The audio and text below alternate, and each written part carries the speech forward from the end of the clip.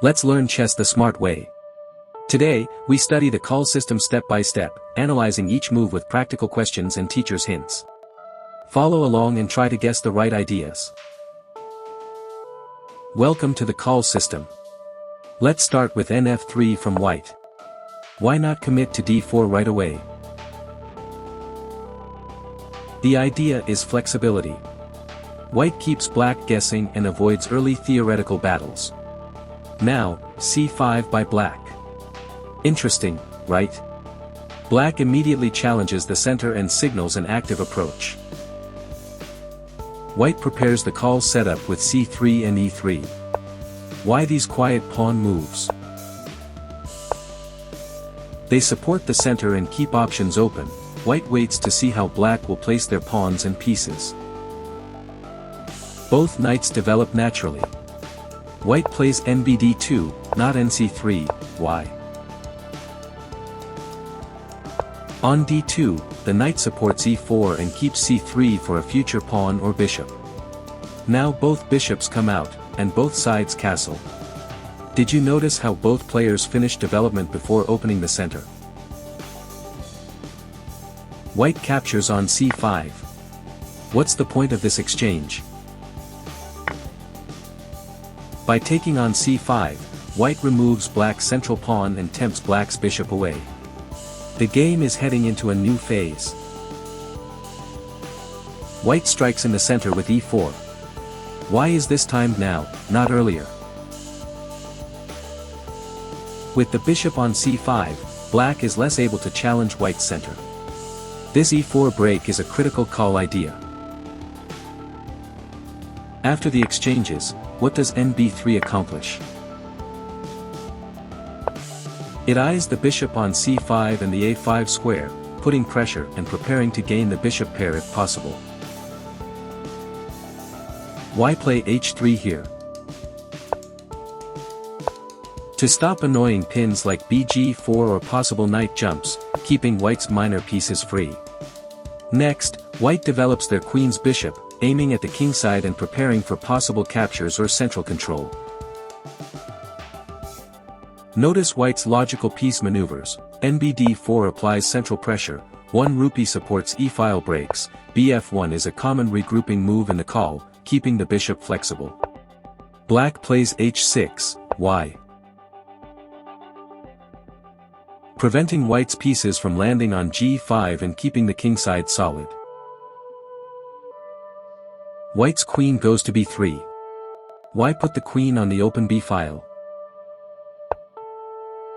Targeting b7 and a potential pressure against black's queenside. Black's knights dance, na5 then nc4, looking to trade off white's active bishop. Finally, white exchanges on c4. Who benefits from these trades? Almost always, it depends on piece activity. White brings the rook to d1, aligning on an open file. Why is this so important in open positions?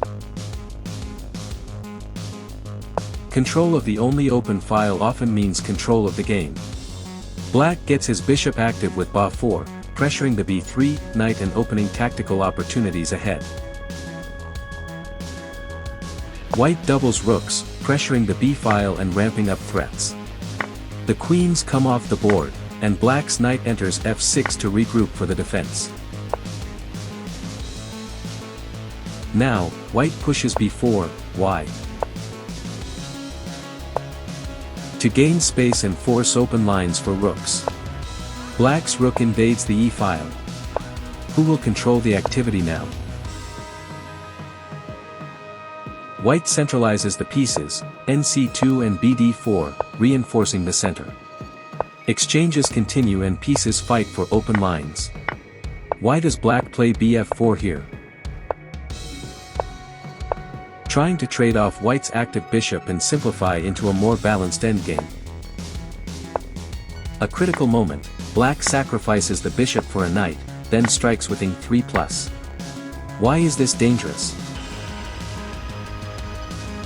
It exposes white's king and wins material by forcing open files near the king. It exposes white's king and wins material by forcing open files near the king. Now we reach a classic rook and pawn endgame.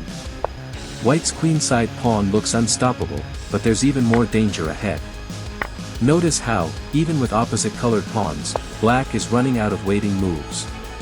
Soon, as the game continues, White's king will begin the march to the kingside, and that changes everything. Why is this so dangerous for black? Because after White's rook finishes driving the black rook away, black becomes completely paralyzed. Every move leads to disaster. Black's rook will be forced to leave its post, and White's king will come to support the pawns on the kingside. This is called zugzwang, when you have to move, but every possible move only makes your position worse. At this point, black realizes that defense is hopeless. Sooner or later, White's king helps the pawns advance, and victory is guaranteed. That's why, in this position, black has no real defense and must surrender, a brilliant demonstration of technique by White. What can we learn from this game? The Colle system looks quiet, but contains hidden attacking potential. White's patience in the opening and sense of timing in the center brought practical rewards.